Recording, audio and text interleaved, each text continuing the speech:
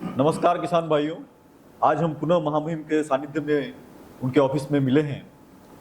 तो मैं महामहिम साहब से, चूंकि एक बहुत महत्वपूर्ण विषय है प्राकृतिक खेती का, हमारे देश के में जो उत्पन्न होते हैं केचुआ, वो तो मैं महामहिम साहब से हमारे देश में उत्पन्न हुए जो देसी केचुए हैं उनकी विशेषताओं के बारे में किसानों को अवगत कराना चाहूँगा, और ये भी उनसे जानना चाहूँगा कि हम लोग जो विदेश से आयात करके केचुए लाए थे उनके और हमारे केचुओं में क्या अंतर है। शैलेंद्र जी, जो जैविक खेती में वर्मी कंपोस्ट बनाने के लिए जिस केचुए का प्रयोग किया जाता है वो विदेश से लाया जाता है। उसका नाम एसिफिटिडा है। और देखने में आया कि कुछ देशों में जो गंदगी के ढेर होते हैं उसमें एसिफिटिडा नाम के उस केचुए को वहाँ के लोग छोड़ते हैं, और वो उस गंदगी में जो हैवी मेटल है उसको खाते हैं। और फिर लैब में उनको वो लोग चेक करते हैं कि किस में किस तरह के मेटल पाए जाते हैं। तो यदि और उस केचुए में जो एसिफिटिडा है उसमें ऐसे हैवी मेटल को शरीर में शोषण करने की क्षमता है। अब मैं किसान भाइयों से निवेदन करना चाहूँगा कि जो अपने शरीर में हैवी मेटल को संजो के रखेगा और जब उसकी मृत्यु होगी और वो पेड़ के पास में मरेगा तो वो उसके शरीर के हैवी मेटल पौधे में जाकर अन्न के द्वारा शरीर में जाकर रोग पैदा करने का कारण बनेगा। जबकि हमारे केचुए में ये सब चीज नहीं है। दूसरा, वो जो एसिफिटिडा है विदेशी केचुआ, वो ज्यादा टेम्परेचर होता तो मर जाता है, कम होता है तो मर जाता है। भारतीय केचुआ इससे बिल्कुल विपरीत है। अगली बात, एसिफिटिडा विदेशी केचुआ केवल गोबर खाता है, वो मिट्टी में छेद बनाकर और मिट्टी नहीं खाता। जबकि भारतीय केचुआ धरती में 8-10 फीट तक छिद्र करता है, और जब ये छिद्र करता है तो वर्मी वॉश से शरीर से छोड़कर छिद्र को लिपाई करते हुए जाता है, और इस छेद से जाता, इससे आता, इससे जाता, इससे आता है। और ये जो गोबर की खाद है उसको भी खा लेता है, और जो अवशेष है उसको भी खाता है, मिट्टी को भी खाता है। और इसके शरीर में गुण है कि जिस खेत की मिट्टी को ये नीचे खाता है और उसको शरीर से जब निकालता है, उस खेत की मिट्टी से इसके पेट में से निकली हुई मिट्टी में 6 गुना ज्यादा नाइट्रोजन है, 9 गुना ज्यादा फास्फोरस है, 11 गुना पोटास है। और जब ये मरता है तो धरती को हुमस देता है, ऑर्गेनिक कार्बन बढ़ाता है, शरीर के जमीन की पूरी गुणवत्ता को बढ़ाने का काम करता है। तो भारतीय केचुआ और एसिफिटिडा में जमीन आसमान का अंतर है। हमारा ये जो केचुआ है ये परिवार को बहुत तेजी से बढ़ाता है, एक जीवन में 40 से 50 हजार बच्चों को जन्म देता है, और 1 एकड़ में 15 से 20 लाख तक बढ़ सकता है। और ये जितना बढ़ेगा उतना ही ये धरती की गुणवत्ता को बढ़ाएगा, उसकी उपजाऊ क्षमता को बढ़ाएगा, ऑर्गेनिक कार्बन को बढ़ाने का काम करेगा। अद्भुत।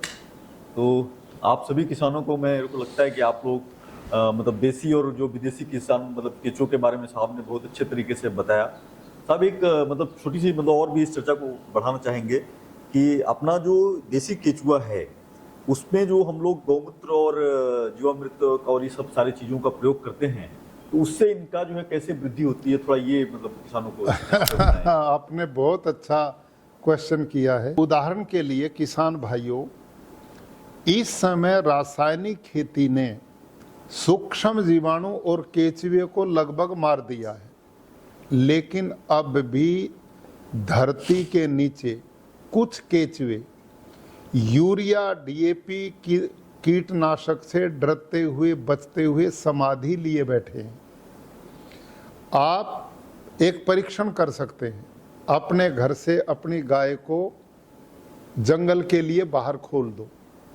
जब गाय घर से निकलेगी और वो चलते चलते कच्ची जगह पर मिट्टी में एक गोबर यहाँ किया, एक यहाँ किया, एक यहाँ किया और चली गई, ऐसा गाय करती है। सभी किसान भाइयों से मेरा आग्रह है, गाय ने जहां गोबर किया 4-5 दिन के बाद उस गोबर को उलट के देखिए, उसके नीचे आपको 3-4 छिद्र मिलेंगे। गाय ने जब गोबर वहां किया तब वो छिद्र नहीं थे, ये गोबर के बाद छिद्र हुए हैं। ये छिद्र कैसे हुए?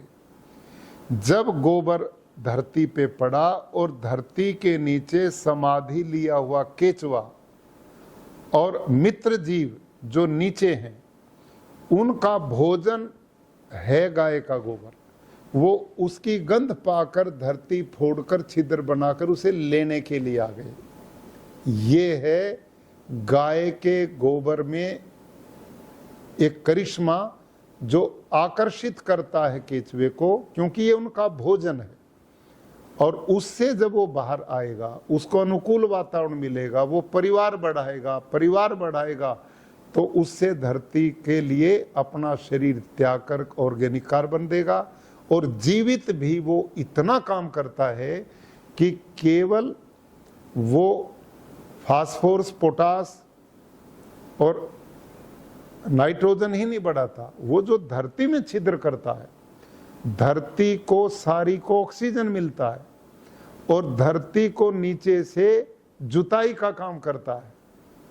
नीचे की खनिज पूर्ण धरती को ऊपर ले आता है, धरती का आदान प्रदान करता है और धरती मुलायम होती है, पत्थर नहीं रहती।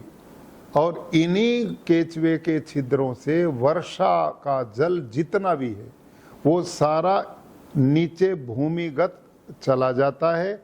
ये नेचुरल वाटर हार्वेस्टिंग सिस्टम है जो पानी को आने वाली पीढ़ियों को सदा के लिए बचाने का काम करता है। इससे बाढ़ भी नहीं आती और सूखा भी नहीं पड़ता।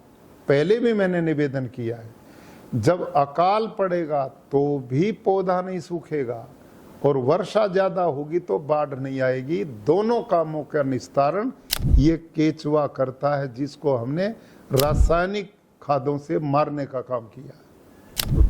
सर, आप अपनी किताब में एक जगह लिखते हैं कि केचुआ ही किसान का सबसे अच्छा मित्र है। जी जी। तो मतलब इसके सारे पीछे का जो कारण था, आज निश्चित रूप से किसान का बहुत बड़ा मित्र है केचुआ। सूक्ष्म जीवाणु उसके मित्र है।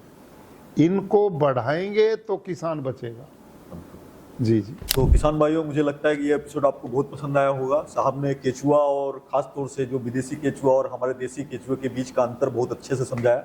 और आप लोग अपने देश में जो है प्राकृतिक खेती को करके अपने देश के जो हमारे देसी केचुए थे उनको काफ़ी हद तक बढ़ाइए। साहब ने बताया कि एक एकड़ में हम लोग 15 से लेकर 20 लाख देसी केचुओं को ला सकते हैं। तो मैं आशा करता हूँ ये एपिसोड आप लोगों को बहुत पसंद आया होगा। नमस्कार। और मैं महामहिम साहब का धन्यवाद।